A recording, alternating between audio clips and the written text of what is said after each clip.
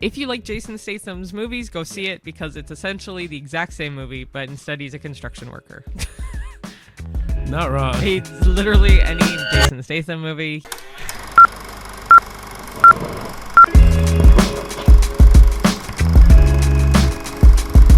Hello, everyone. Hi, everybody. Welcome back to another episode of the A-List Admission. Sorry for the little break in between. Yeah, so as a rough kind of thing of what happened, a lot of our time was spent with my dad. He was just having a pretty big medical scare, so we were like in the ER with him, in the ICU with him.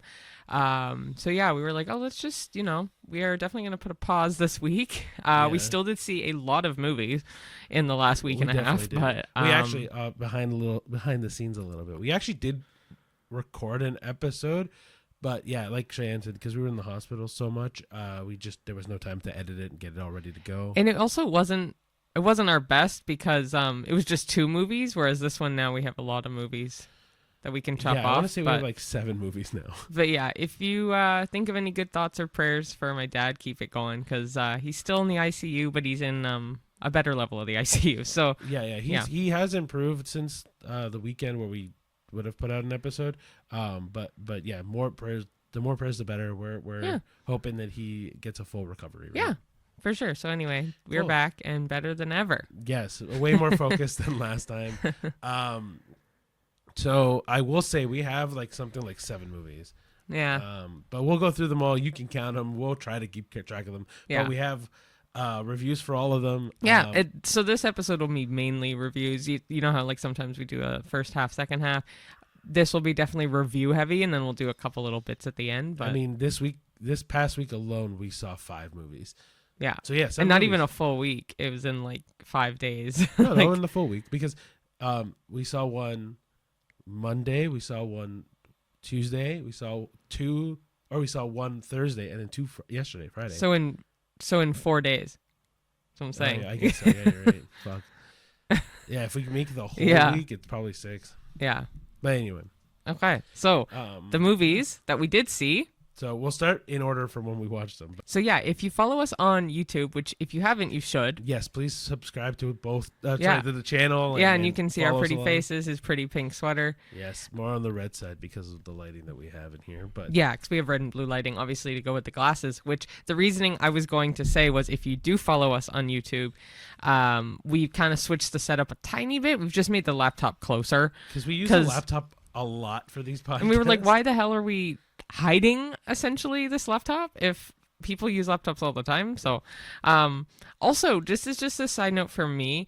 I'm just curious of what y'all think of a setup of us sitting side by side, because I know a lot of podcasts will also do across from each other, sometimes on a couch, sometimes. I'm just curious what you're... Well, they don't see us side by side though, because when I edit it, it's one camera's on you, one camera's on me.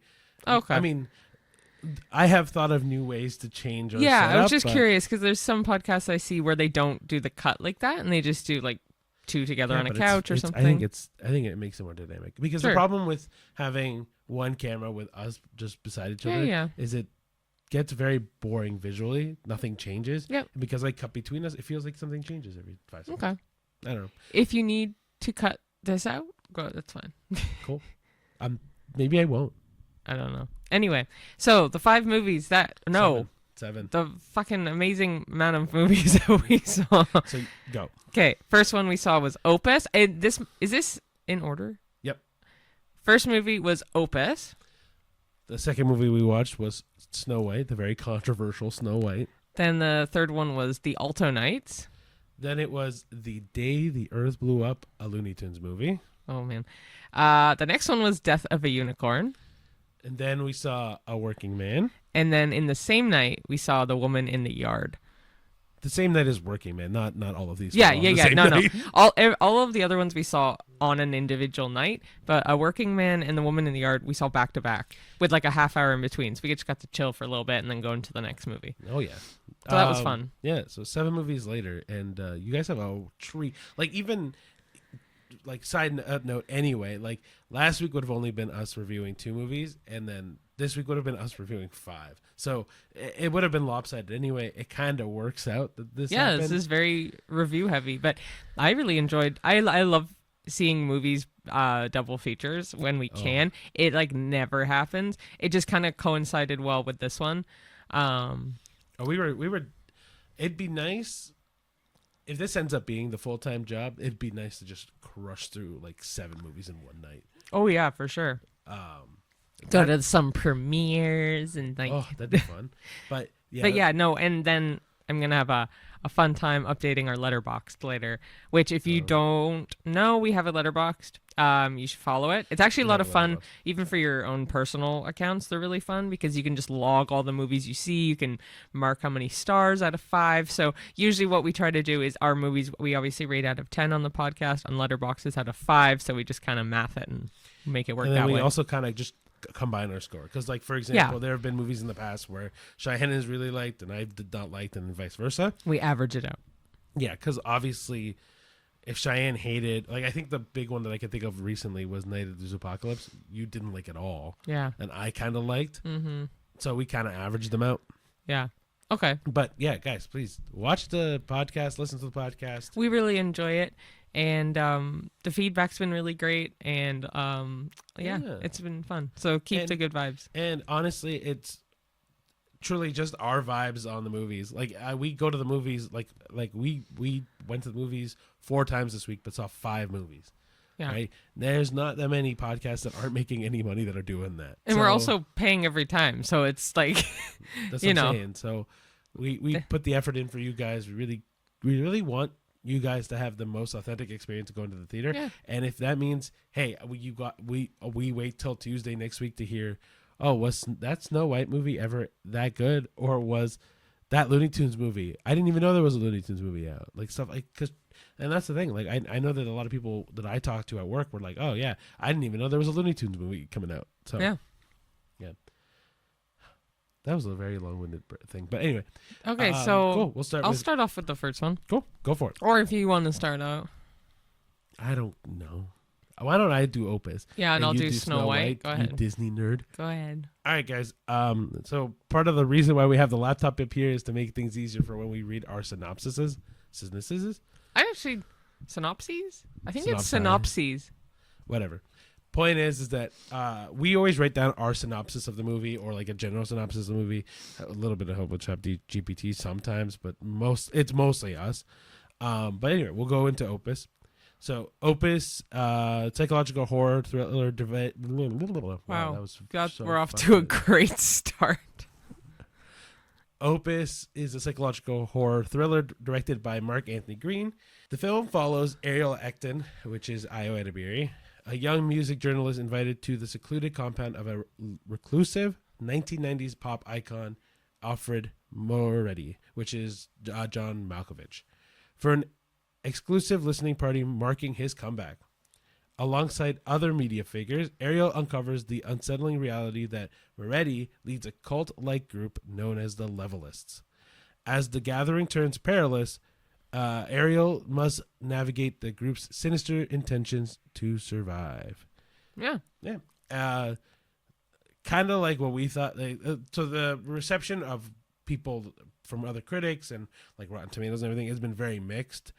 Some people like John Malkovich's portrayal of Moretti and like how intense he is, because usually he's very intense in any movie he's in. Very weird.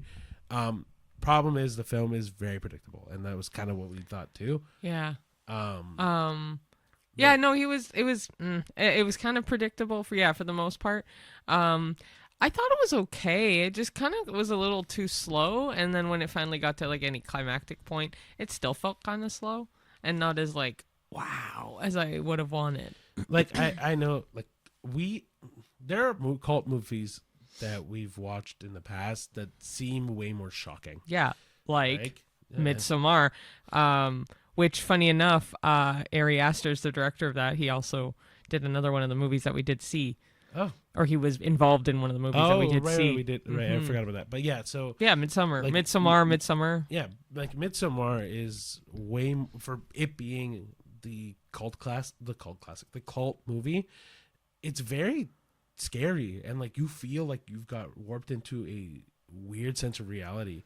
This kind of just felt like some guy on a power trip.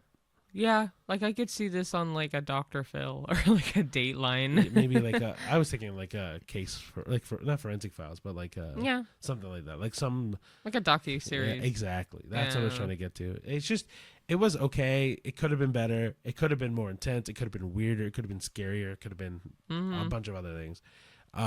Honestly, the only major thing I can say that was really good at this was the acting. Yeah, I mean, John Malkovich still kind of felt like John Malkovich, but That's how John Malkovich acts. yeah. Is he's always like that. Ayo Edebiri, I don't think I really remember her in anything, or So she was Envy in Inside Right. Out 2. so her voice, sure, But and then Cheyenne hasn't seen. Me and Cheyenne haven't seen The Bear. I want to watch The Bear. Cheyenne has no interest in The we Bear. watched the first episode, and I'm like, man, I know there's too much anxiety in that show, but there's enough shows that I'm fine without it. Right. So it's one of those shows on my list to watch, but Yeah. not on Cheyenne's. Yeah. So yeah, so I don't know her Damn. well enough to say like I don't like her or like her, but this was just okay. Still a little boring for being not super long of a movie. I think it was about an hour 40 something. Like not crazy long. Most of the movies we watched recently have been an hour and a half. There's been only a few that They have been all like are 2 hours. between an hour and a half and 2 hours. Yeah, Two of them were closer to 2 hours, and then I think the rest were about an hour 40, hour 30. So. Yeah. But yeah, this one I don't know. What would you Rating? give it? Yeah, I have one in my head, but It's on the lower side for sure. yeah. 4.5. Hey, that's what I was gonna say. Actually, 4.5. I was teetering more on the 4 side. So it's funny you say that because my head I'm like it's either 4 or 4.5, but I will go with my answer depending on what you say because I was like we're both on the same page with this. So yeah, 4.5. I will say so. Not to like separate from this too much, but Cheyenne had an idea when we did the TikToks to do the Popper Flop series, and I think that's a great idea. Yeah. And I don't remember what I said for this. I want to say I said pop, but if I said pop, I'm very wrong. I'm so sorry. I think so. There's one coming up that I'm gonna change my answer about the pop or flops, but that one I feel like you gave it a flop. I think I gave it a pop, but like just a pop. I think I gave it a pop and you gave it a flop. No. Well, It doesn't whatever. matter. My point was we were both on the cusp of one or the other. I just don't remember what the one or the other was. But yeah, guys, if you do follow us on TikTok, Instagram Reel, like do the Instagram Reels Or shorts, YouTube shorts, yeah. And you're not familiar with our Pop and Flop series, our Pop and Flop series is solely us immediate reaction after watching the movie, and then these reviews kind of take more thought, so we think about it a bit more, let it stew, let it and really if settle these in. are more like you have the time and the patience to watch the full hour that we do this. If you want like a quick synopsis of what we see on the fly, like right out of the movies, the pop or flops are fun because it's like max 40 seconds. So you can definitely handle that. But the one thing that the Pop or Flop series suffers from is the thought process. Because sometimes, like, especially if, like, Opus, now that we haven't seen it for, like, a week and a half, it's kind of like, oh, if I said that movie was good out the gate, I would have been upset because I know now that it's not that good. You know what I mean? Like, kind of letting it sit. Because unfortunately, a lot of movies do that. Where, like, out the gate, like, even if we had said, I don't know, Craven that came out last year. If I had said, "Oh, that movie was great," right out the gate, I know that like a week later I would have been like, "Why the hell did I think that movie was great at all?" Right? Or the opposite, where a movie's like, "It's not that good," but then you kind of you're like, "Actually, it was way better than I thought initially." Right? Yeah. That's the only thing the popper flop suffer from. But I know a lot of people are like, "Oh, I want to go to the movies tomorrow. What is my review? What is the review?" And so the popper flop series does a good job for that. Yeah, I agree. Sorry, I didn't want to go on a quick tangent. No, that's okay. Okay, with that in mind, let's go into the next movie that we saw. Which was Hot take. Or no, it's not a hot take. I mean, I will have a hot take with this movie, but yeah. It is controversial, this movie. So it was the live action adaptation of Snow White and the Seven Dwarfs. This one's just called Snow White, but it's a contemporary retelling of the animated classic. And you get mad when I flop. From 1937. Also, my flops and flubs way less. Oh, 100%. I've done one. I've done like 4 or 5 already. They've been cut. So no, not all of them. no, they won't all be cut. But Some we are should cut. just do a compilation of flubs. We should. Anyway, yeah. So if you have not seen the animated classic, you live under a rock. But if you haven't and you'd really like to know, or you forget the original, so the narrative centers on the Princess Snow White, who's Rachel Zegler. I think it's Ziegler. I think it is Ziegler. Yeah. Anyway, her parents die. You do see the parents at the beginning of the movie, but they die. She ends up having to live with her envious stepmother. So the mom obviously dies first. Yeah. So then the dad has to get remarried. So yeah, it's somewhere in that. Dad dies. Makes sense. Yeah. The evil queen is Gal Gadot, but that's the evil stepmother. The Snow White has to flee from the queen because she's wants to murder her because Snow White's now the fairest of them all. So she finds refuge in a home with 7 little men. Or I don't know if it's they Did had they this, say so that dwarves was a in this, big or- controversy too. Was like it shouldn't have been dwarves; it should have been like mountain men, no magical creatures. magical creatures. I think they did change it back to dwarves because when we were looking don't know. up the synopsis, it does say dwarves still. Actually, I should say dwarfs because my background is in editing and very much English stuff. Which is why Cheyenne gets mad at me for all my flubs because when I read, I can't read properly. But it technically should be dwarves, VES. But with Disney's version, I don't know if there is a difference actually. They do dwarfs with an FS. So I don't know if there is a difference, but it always made me laugh. But anyway, yeah, they work in a diamond mine. They try to, with their help, and then this random thief named Jonathan, played by Andrew Burnup, they have to help rescue. I'm fucking up really bad here. Rescue the town. They have to help Snow White rescue the kingdom and Yeah. save everyone from Gal Gadot's evil queenness. Evil Queenness is funny. So, if you have seen the original, I think that was you. Yeah. Oh. sorry. If you have seen the original, you know that there are the classic songs like Hi Ho, Whistle While You Work, Someday My Prince Will Come. Those are all still in the movie. They've added a couple new songs. The very, very first song they play I actually really liked. I know that there was a song in the trailer that you didn't like. Yeah, the main song in the trailer, that's a new one, is in the movie too. I just didn't like it. It was too sorry. I got tired, eh? It was too, so I have a thing with slow music. If anything is below, it doesn't even have to be a sad song. If the beat is of a certain slow rate, I will instantly get sad. So I try not to listen to sad songs. So a good example of that is the song Yellow by Coldplay. It took Cheyenne years to listen to that song. But fully. I've listened to it once fully because of Ricardo's reasoning behind it, and I thought it was very sweet, but I still can't listen to it properly at all. But like a lot of slow songs, yeah. Anyway, my point is that song I just didn't like because it was a little slow. But I really did like the way that they kept majority of the story true, other than it's not a prince, it's a thief that she falls in love with. Which is fine. There's still true love's first kiss. There's still 7 dwarves. He does eventually will become the prince. Well, yeah, I know. Like that's kind of how it works with the royal family stuff. So I know. Like I don't know. anyway, critical reception has definitely been mixed though. I know there was a lot of like haywire with Rachel Ziegler because I know And Gal Gadot.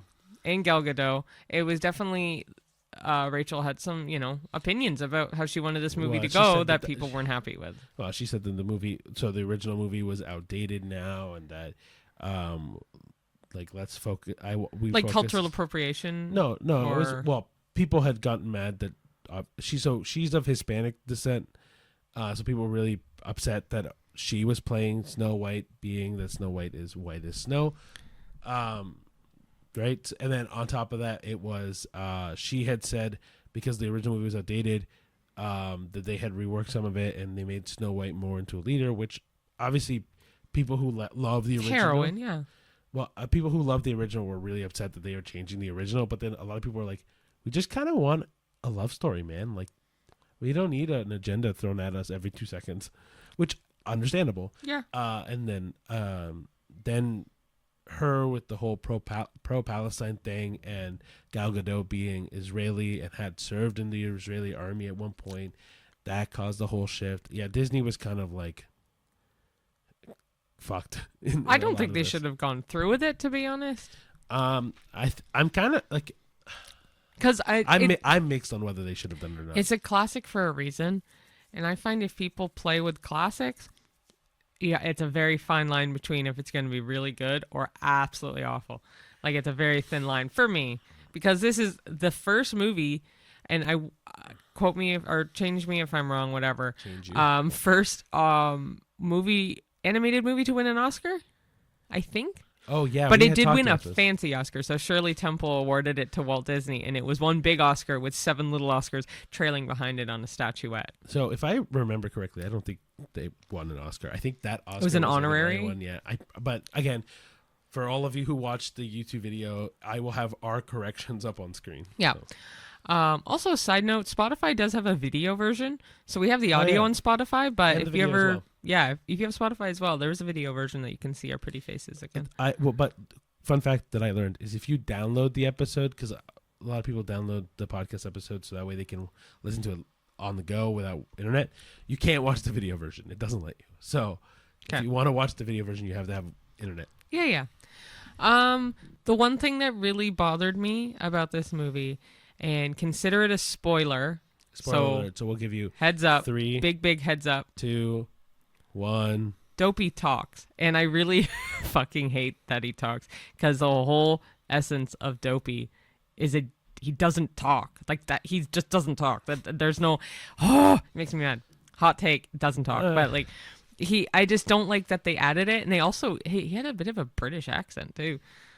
Yeah, I don't like it was accent, not like the flair was. They should have just kept it as him being the happy, dopey kind of person.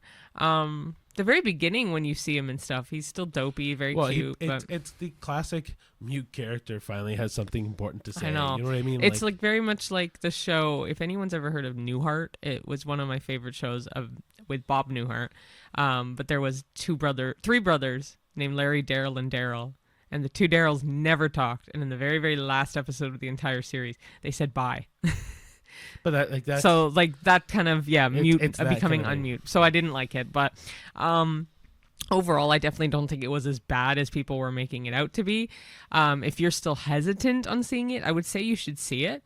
If you like, so my quick thing on it, if you like Snow White, watch it. It's the same story. Nothing really changes. There's a few things that changes. Like, actually, my brother told me this one was in the original Snow White. Doesn't the evil queen get smushed by a rock? I don't know. Anyway, I haven't seen it in years. So how the original evil queen dies, from what I was told, was that that would need clarification. Right. I'll correct it if I'm wrong on there. But anyway, so how she dies has been changed. The prince has been changed. But honestly, the main story has pretty much stayed the same. It like the main essence of the movie has stayed the same. So I'm not a huge fan of Snow White in general. It's not my favorite princess, but my mom's favorite. Yeah. So for me, it's on kind of the same as Opus, 4.5, 5. I was gonna say 5 because I liked it a little better than Opus, so I'm giving it 5. I'll give you. Yeah, we'll both lean on the 5. Yeah, definitely. Truthfully, it's just Snow White is very boring for me as a princess, and so this Disney movie being more on the it's not great, not bad, but it didn't change too much, so 5 is pretty good. Yeah. All right, my turn with Alto Knights. The Alto Knights. Cheyenne has also said that apparently I forget articles a lot in movies. Oh, so an, and the. You never remember them. So like working man is a working man, or Alto Knights is the Alto Knight. So like. Yeah, but it's not important. For me, it's important. Articles can be dropped at any moment. Again, my background is just important for me. All right, so the Alto Knights is the next one we watched. Yeah, and so it is a biographical. Biographical? Yeah. Okay. Based on a true story, biographical. So the Alto Knights was what we watched next, and it's a American biographical crime drama directed by Barry Levinson and written by Nicholas Pileggi. The film stars Robert De Niro in dual roles as 1950s New York mafia bosses Vito Genovese and Frank Costello. I couldn't remember. Close enough, I couldn't honestly. remember his last name. The narrative explores the complex relationship between these two figures, transitioning from close friendship to intense rivalry, culminating in a failed assassin's attempt on Costello that reshapes the American mafia landscape. I forgot we wrote that, and I'm like, oh my gosh, this spoiled the movie right away. And then I remember it's very early.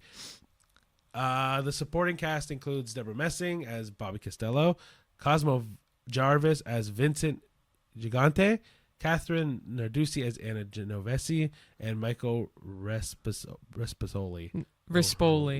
Italian last names for me are really It's hard. Michael Rispoli. As Albert Anastasia. The film is good. Oh, I don't need to say that. Yeah, he doesn't like to read ahead on the notes, and he kind of just So if you see him looking down, by the way, as well, he's not ignoring you. For him, he just needs to look down at the notes. Here's the thing: Cheyenne can read and remember things way faster than I can. Way faster. Like it's night and day. And so I can read all these and be like, okay, I'm just gonna keep going, and I can't even read clearly as good as Cheyenne can. Oh, I know. I'm not saying it as a competition. No, but it's true. And so I'll keep going, and I don't know. Anyway, our opinion on the movie was it was boring as hell. Like it was awful. It's one of those movies where if you like Italian mafia movies with very little action, this is your movie. No, but like there's better mafia movies. But but I'm saying with very little action, because there is nothing that happens in this movie. Like, I wish I could tell you that a lot more people died because it's a mafia movie. You would imagine a lot of people dying. I don't think that many people die in this movie. Robert De Niro, I mean, he did a great job playing two different roles. Because when we saw it, I had honestly no knowledge that it was Robert De Niro playing both when we went in. We needed it. Yeah. One of us did. So as we were watching it, I'm like, man, that looks like Robert De Niro too. So I was telling Ricky, I'm like, I'm pretty sure that's Robert De Niro and too. I definitely was like, no. He was like, nah. No way. It's not Robert and then De Niro. later on, you're like, I think it is Robert De Niro. So then as he said that, in my head, I'm like, oh, I remember something about Robert De Niro specifically for this movie. So he was two people. I really didn't like this movie. I thought it was way too long and way too boring. Way too boring. It's kind of a fault to movies that are based on a true story or based on a biography of some kind. Sometimes it's good. Sometimes it's really good. Like, I don't know. I can't even think of one right now. But point is like sometimes they're really good, and sometimes they're this. Like, it's just not good, boring, and it's not entertaining. Like this is one of those movies where if we tell you not to watch a movie all year, this is it. Yeah, pretty much. So far, this is probably the worst one we've seen. I agree. I don't even know. I was gonna rate it like a 2. I'm on, but I'm on 1.5. Yeah, this is a 1. I'll jump to you 1.5, and that half point is solely Robert De Niro and Deborah Messing. Yep. And everybody else I'm sorry, very forgettable. I don't remember them. The characters I barely remembered. The story is very I remember the story enough, but it's boring as fuck. Yeah. It's just this movie was yeah, it even says in the notes that we had that the film doesn't reach the heights of other predecessors of crime dramas. So even the review sites that we look at, they agree that it's just not hitting the mark. It's just one of those crime dramas where if you've seen other Godfather is kind of in the realm of this, but Godfather was way more entertaining. Yeah. The Irishman is kind of on the same waves as this. This is what it even says. It makes a collage of Robert De Niro's past roles, and it kind of is shows all the bits of classic gangster movies that Robert De Niro has done. It's like a collage of all of that. Sure, apparently. But this is probably the worst one he's done. Oh yeah, easily. I don't know. It could have been better, and it really wasn't. Okay.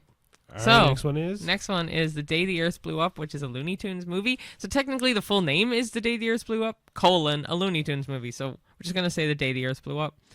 Sure. So technically, I guess it came out in 2024. Yeah, so it released at a film festival in June of last year. Oh yeah, it was the Animation Film Festival. Yeah, right. and so But this year is its full theatrical exactly. release. Yeah, okay. So technically it's a 24 movie, but it's really a 25 movie. So we have a lot to talk about with this one because it's an animated science fiction comedy that marks the first fully feature length film that's fully animated in the Looney Tunes franchise. Because if you know, there's Looney Tunes Back in Action, Space Jam 1 and 2. Space Jam. Again, they're live action mixed with the Looney Tunes cartoons. There's also Who Framed Roger Rabbit. There's some Looney Tunes in there.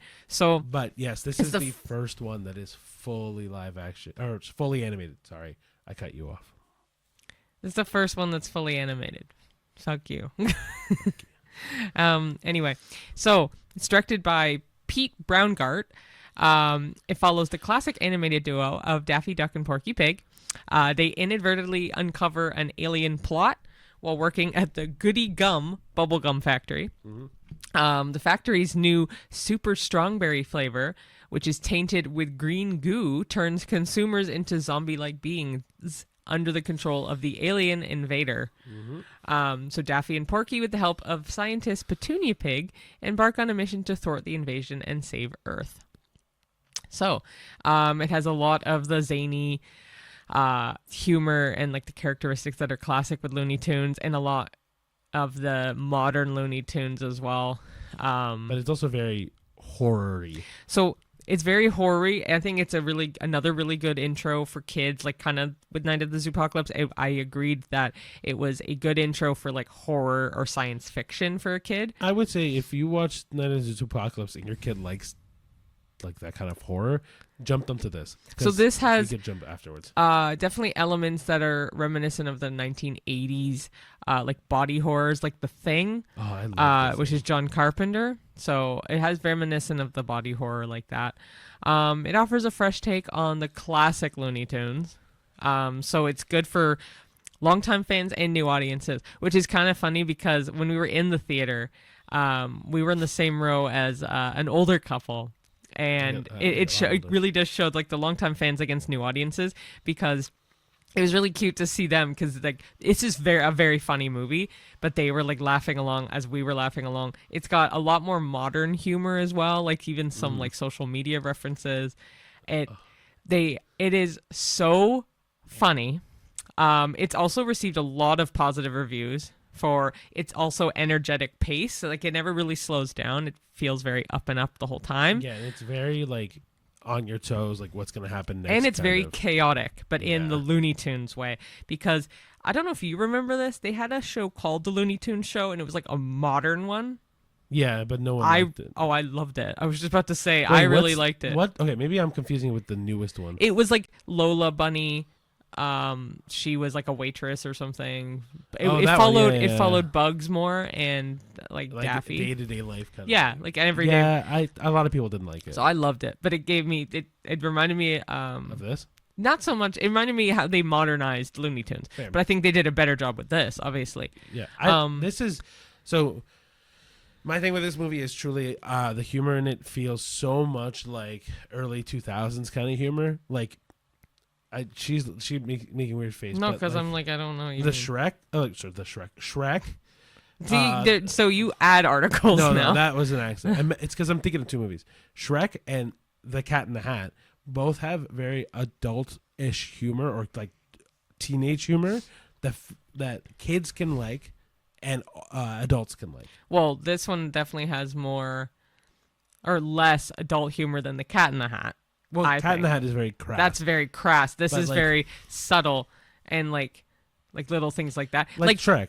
Like, so when it comes to for me, when I think of Shrek, I think of there are a lot of moments in Shrek that is a lot more catered to adults. Like, for example, when they go into Duloc and they play that song at the beginning where they're like, wipe your shoes, wipe your face. Yeah. Like, it's obviously kids laugh because it's funny, but at the same time adults look at it and like, oh, that's what they mean. Mm-hmm. Like, it feels like this kind of humor where a lot of it is it's obviously animated cartoon characters, which kids will love anyway, but it's also very adult in other ways. Yeah.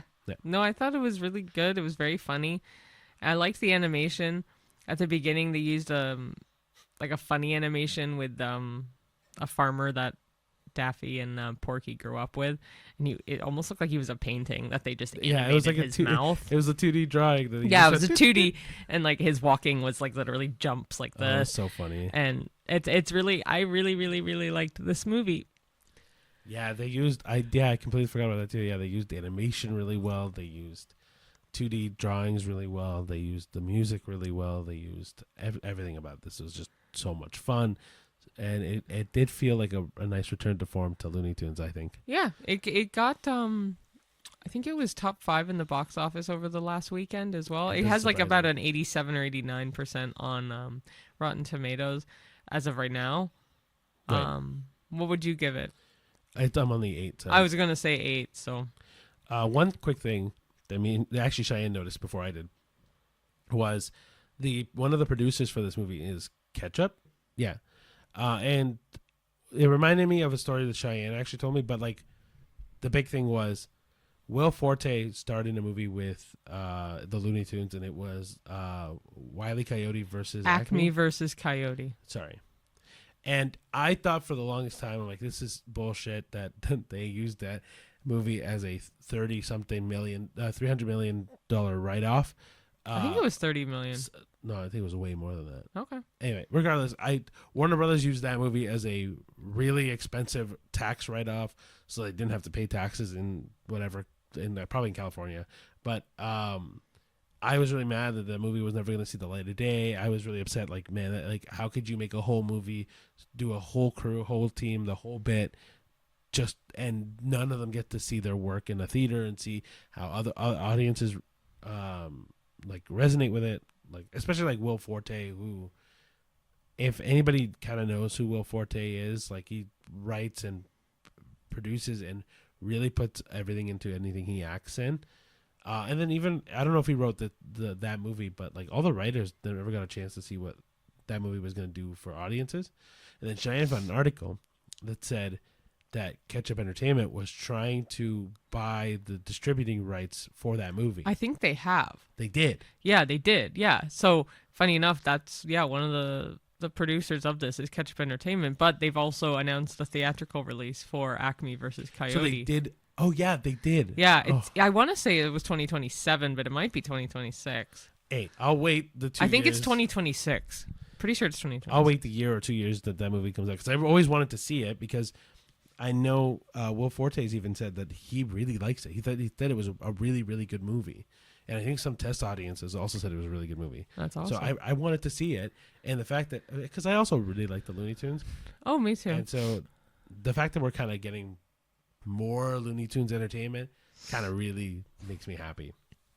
So yeah, no, I think it's an 8 for me. It's really good. Yeah, this movie is definitely an 8 for sure. Okay, next movie. Oh yeah, Death of a Unicorn.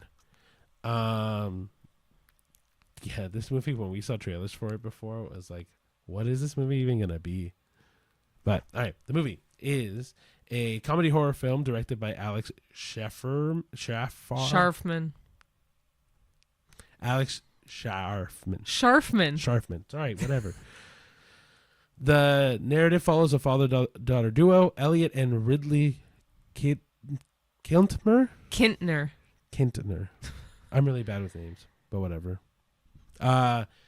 Elliot being Paul Rudd and Jenna Ortega being Ridley, who, while en route to a weekend retreat, accidentally strike and kill a unicorn. They transport the creature's body to the wilderness estate of Elliot's employer, the affluent pharmaceutical CEO Odell Leopold, played by Richard E. Grant. Upon discovering the unicorn's remarkable healing properties, including its potential to cure cancer, the Leopold family decides to exploit these abilities for personal gain. The exploitation leads to dire consequences as the unicorn's vengeful parents embark on a mission to avenge their offspring, resulting in a series of violent events. So, yeah, this movie is very weird.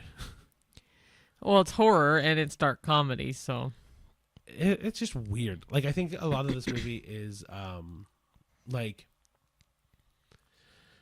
I don't know what would the best way to say it would be. Like, I kind of like this movie. I think it's funny. You can definitely tell it's trying to tell you something about society and how it works in terms of like affluent people versus the need of people who are actually trying to do like righteous good. It's just a weird dark humor movie. You liked it way more than I did. Yeah, that I know. Yeah, And but my I mean, it opinion has is Will Poulter, and I really like Will Poulter. Tia Leone's in it too.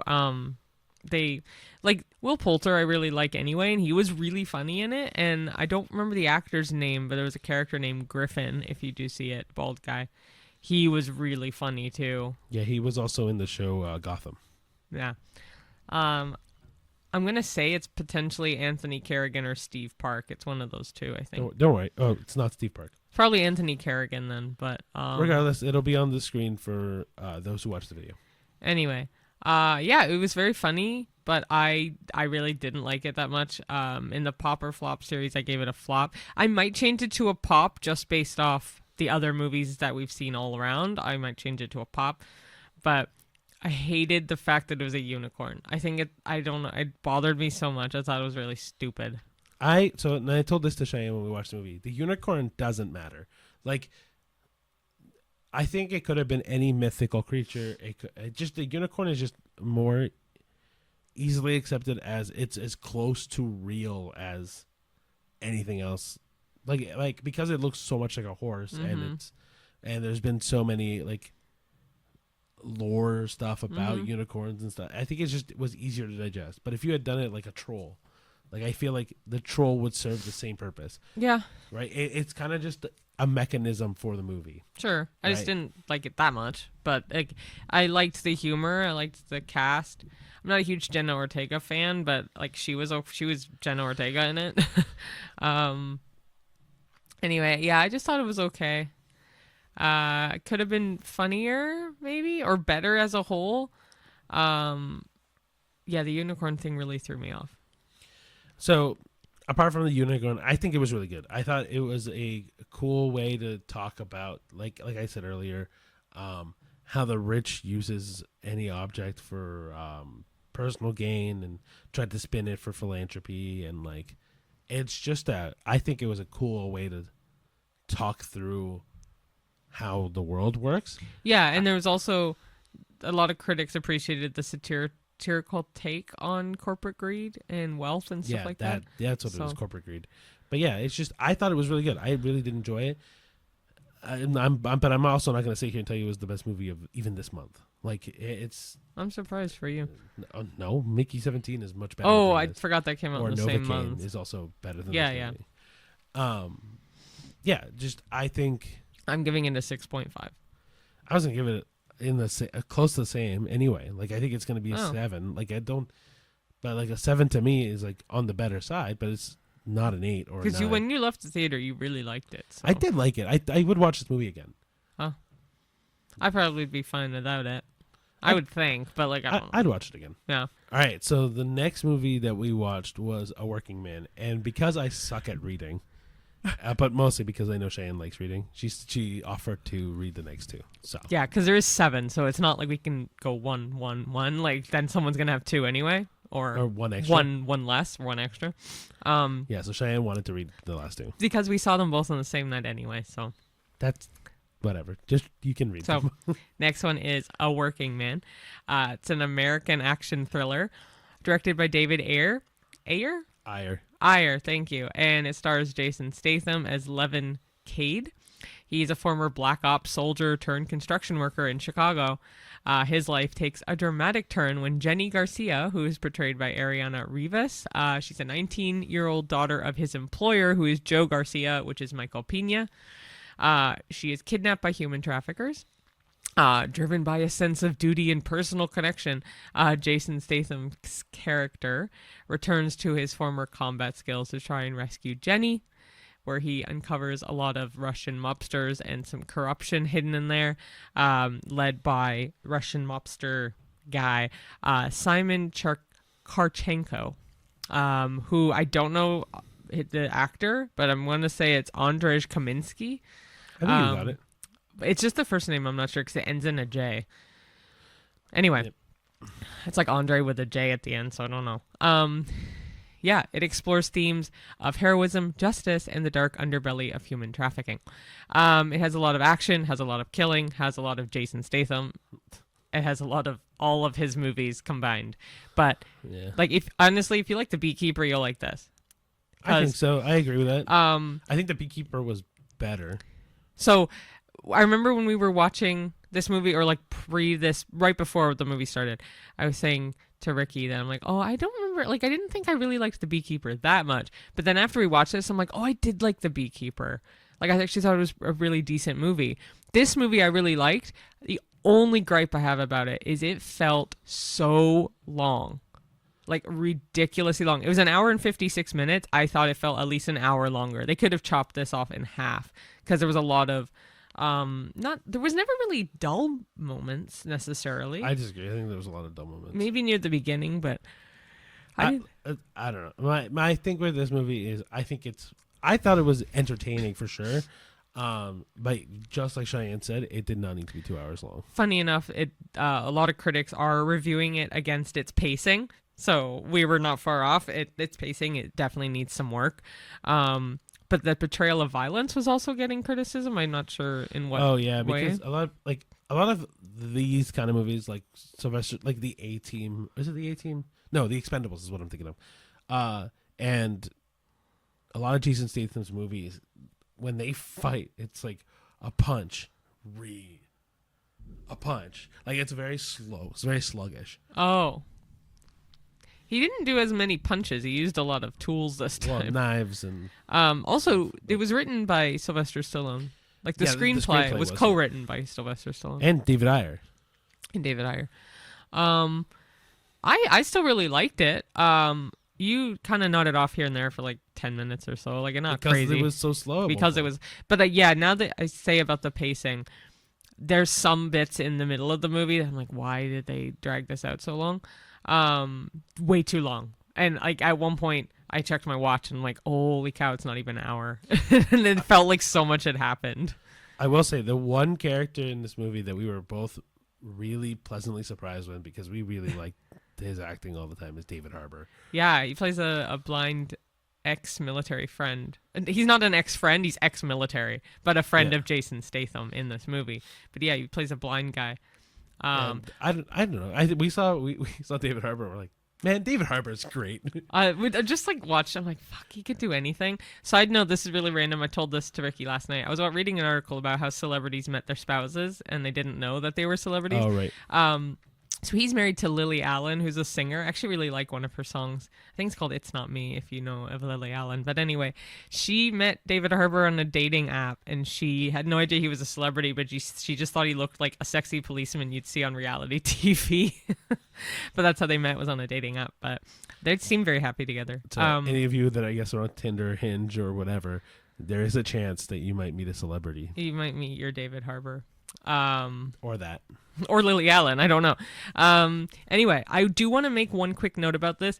Jason Statham's daughter in this movie, I thought she was fantastic. I thought for being a child actress, she did such a good job. I'm comparing it to Jenny in this movie. I didn't think Jenny was nearly as good. So we should clarify, not Jason Statham's daughter. It's Levin Cade's daughter, like the character. Hopefully they would figure that out. But well, I mean, you said Jason Statham's daughter, and I'm like, in this movie, yeah. Okay, so, yes, fair. My apologies. I don't have her character name in front of me. I can't remember it. That's not what I'm trying to get at. But anyway, she reminded me. She gave me vibes of Joey King, which I really like Joey King. But when she was growing up as a child actress, like, she did a really good job, and Oz is great and powerful, stuff like that. I thought this girl definitely physically kind of looks like her a little bit too, but acting wise, I thought she was very strong for what she did. I actually thought she did a great job, and I'm pretty picky when it comes to child actors. So too picky. Yeah, I'm too picky about a lot of stuff, but so are you. I mean, when we talk about the next movie, you'll also bring up. Yeah. Anyway. Yeah, so this movie I liked overall. I thought the pacing could have been faster, or cut 20 minutes at least from this movie. And overall the acting was really good. So, I'm going to give it a 7.5. I'm giving it like a 5.5, 6. Okay. I'm gonna give it a 7.5. I like actually. So for me, the reason why is because this was not better than Death of a Unicorn. So for it me. was better for me than Death of a Unicorn. So I'm gonna give it a 7. I'll give it a 7. Okay, I'm giving it like a 5.5, 6. I'll Okay. give it I need I'll a give number. it a 6. Okay. I'm gonna give it a 7. You'll give it a 6. So if you like Jason Statham's movies, go see it because it's essentially the exact same movie, but instead he's a construction worker. Not wrong. He's literally any Jason Statham movie. He is fighting like a boss ass, and it's boss just ass. in a different. Do you mean badass?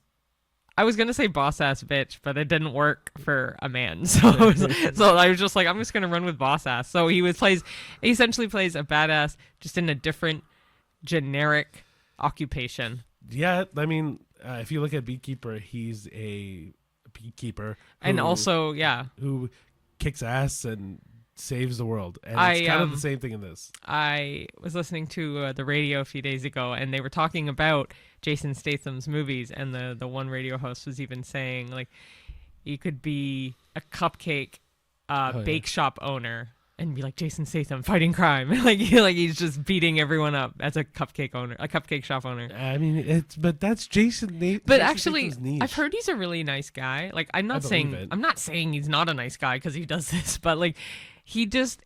I've heard he's like a really genuine guy, upstanding guy. I actually really like Jason Statham. I've grown to like him a lot more because he was in the Fast movies or Hobbs and Shaw. Well, yeah, so He's Shaw. Shaw. But he's also, so in the Fast and Furious series, he's in the 7th movie, 8th movie, and then onwards. Okay. Something in that realm. Okay. Yeah, so hey, maybe we can invite him onto the podcast. Maybe he'll come. We do want to have guests at one point on this podcast. Yeah. I don't know how to work with this room, but we do want to have guests. Well, we also want to fix the background. So yeah, okay. So well, actually, screw it. We'll mention the background. Maybe people will keep us honest about it. So we have a bunch of decorations in the background that you can't see because when we originally planned to film this podcast, we had a third camera in the middle so you could see both of us at the same time, and that's when you could appreciate all the stuff we have on our wall. Like, for example, we have the Hogwarts acceptance letter and the tickets to Platform 9 3/4. Behind me, we have a Game of Thrones poster. And we have some the license plates.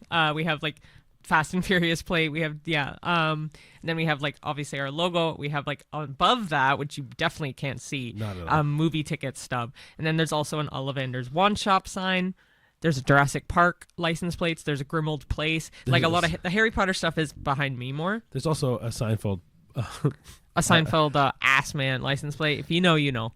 But anyway, yeah, everything we was have built. A lot of things. Everything was hung higher based off that other camera, and then when that changed, we didn't bring it down. So we need to bring it down. We need to buy command strips and readjust it all. But there's also a lot of decorations that we do have that we want to put up, but they're all packed away. But they're also not hangable.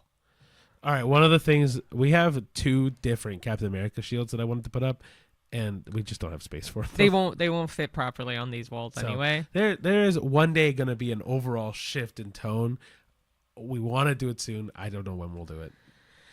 Anyway, sorry. Off on a tangent. I'm gonna give this a 7. You're gonna give it a 6. Yep. It was a decent movie overall and a very Jason Statham movie. Yeah. But if you like Jason Statham, you'll definitely like this movie. Honestly, you'll just love them. So, about a half hour after we saw that movie, we were in the same theater, but we went to see The Woman in the Yard, which is a psychological horror film directed by, I'm going to possibly say this name wrong again, I apologize, but Jaume Colette Serra.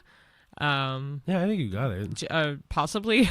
Anyway, it's produced by Blumhouse. So if you know Blumhouse, you know, like horror. I say Blumhouse, but Blumhouse. The idea is that this is a horror movie, and they are the epitome of horror productions companies now. Yes. Sorry. It's okay.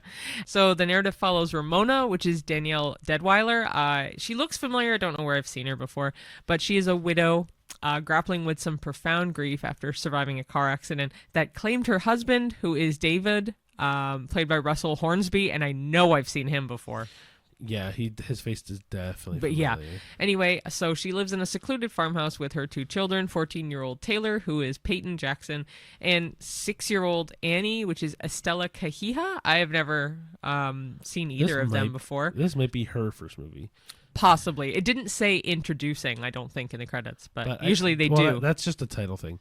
Usually they do if it's their first movie. We'll They see. always say introducing blank if it's their first movie. Okay. Ramona's world is further unsettled by the appearance of a mysterious woman dressed in black, which I have no idea how to say her name, but is Okwi Okpokwasili. I will put her name on the YouTube thing because it's a it's hard. But we're also not of that dialect. So. But anyway, she plays Vertigo and Agatha all along. If you've seen that show, anyway, there's a mysterious woman dressed in black sitting in their yard now. Initially, she's perceived harmless, possibly like just ran away from like a retirement home or like, little off her rocker, no pun intended. The woman's presence escalates into a series of chilling events, challenging Ramona's grasp on reality and her family's safety.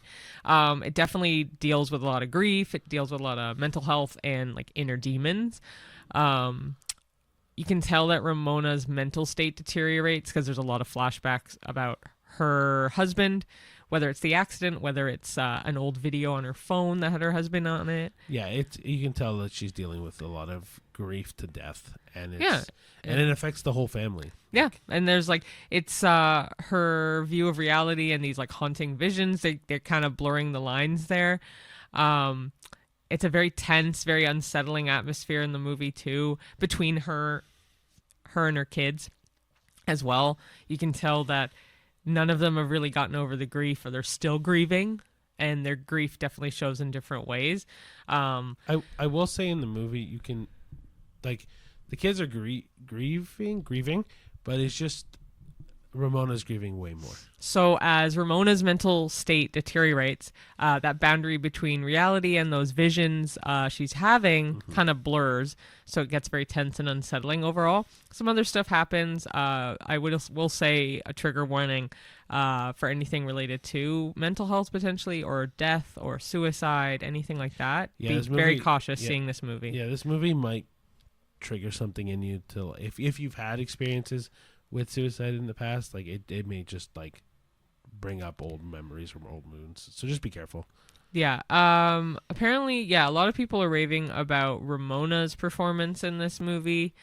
I agree. The direction they were really praising, but a lot of people were annoyed with the coherence of the whole narrative overall, and certain sensitive topics weren't really treated as well as they could have been.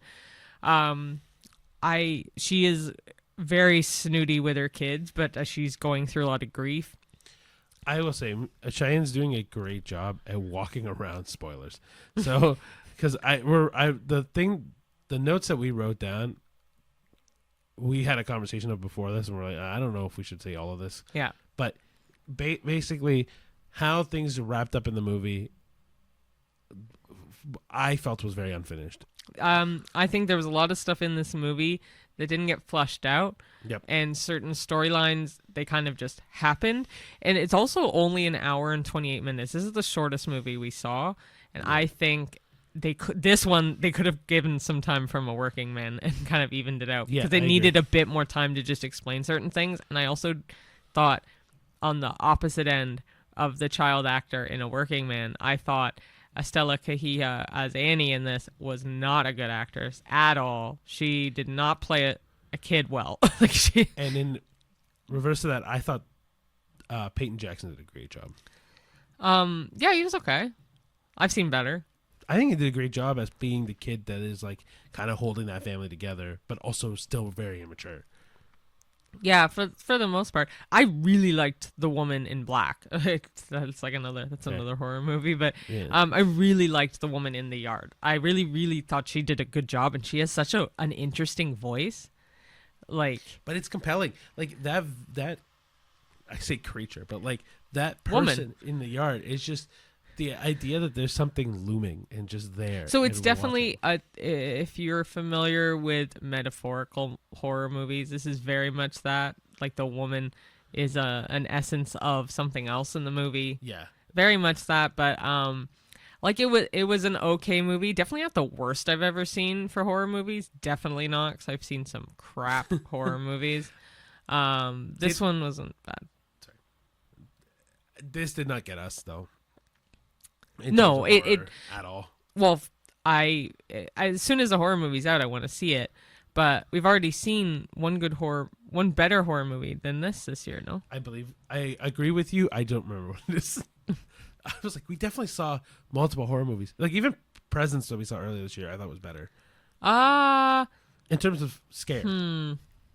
No, I liked what they did effect-wise with this. There was some special effects they used, even something as simple as throwing a cup. I thought the way certain things were filmed were really good. And the woman in the yard, I thought they made that an interesting, like the way they edited her was pretty interesting. Like how she'd somehow get closer to the house, but kind of like how they filmed those scenes, I preferred more than Presents. I thought Presents was a little, I just didn't like. There was another horror movie we watched that is really good. Yeah. If I remember, guys, it'll be on the screen for the YouTube. Yeah. So, but for this movie, I liked it better than Opus. I liked it less than Death of a Unicorn. Yeah. So I'm going to give this about a 4. What did you rate Opus? I don't remember. Opus you gave over a 4. Did I? Yes. Oh, then I liked it more than Alto Knights. Fine, we'll go with that. 4. Okay. Fuck. Just 4. I like this more than Opus. I gave Opus, I want to say, a 4.5. I think this is a 5.5 for me. You're kidding. I'll give it a 5. Wow. It's not that good. It's a middle of the road movie. 4.5. Because there were things I liked about it. There was things I didn't like about it. It was not. I agree with you. It needed more time to explain things, but I liked the story they were trying to go with. They just didn't execute it great. Maybe maybe a 4. Okay. Maybe a 4. I'll do 4.5. I'll split it down the middle. 4.5. Okay. Final answer? Yeah, final answer. What? I'm allowed to pick the rating I want to pick. Yes. So 4.5. What did I say? 4.5 or 4? 4. Oh fuck! I don't remember. I'm too tired. 4. So 4.5 for you, 4 for me. It was just okay. Out of all the movies that we saw, which one was your favorite? Out of the 7? Jeez, Looney Tunes.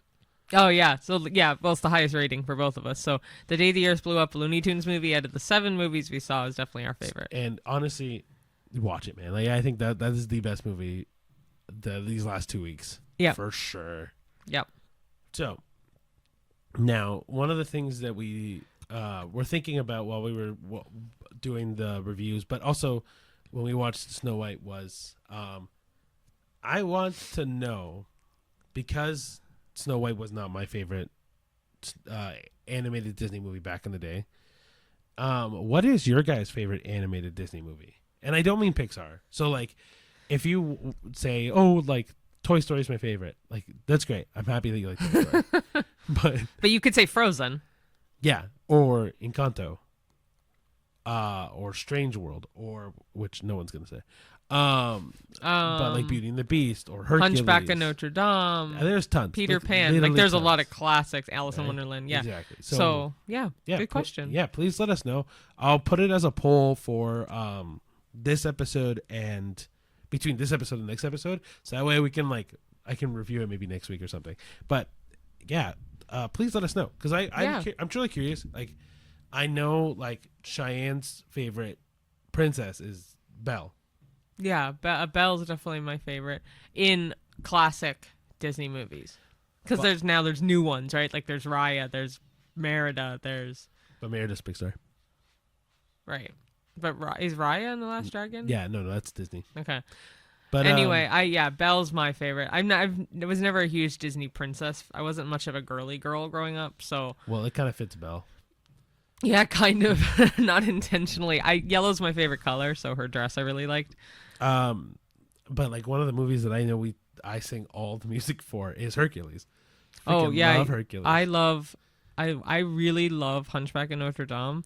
I've always said my favorite animated is always a tie between Peter Pan and Beauty and the Beast, but I haven't seen the animated Beauty and the Beast in a long time.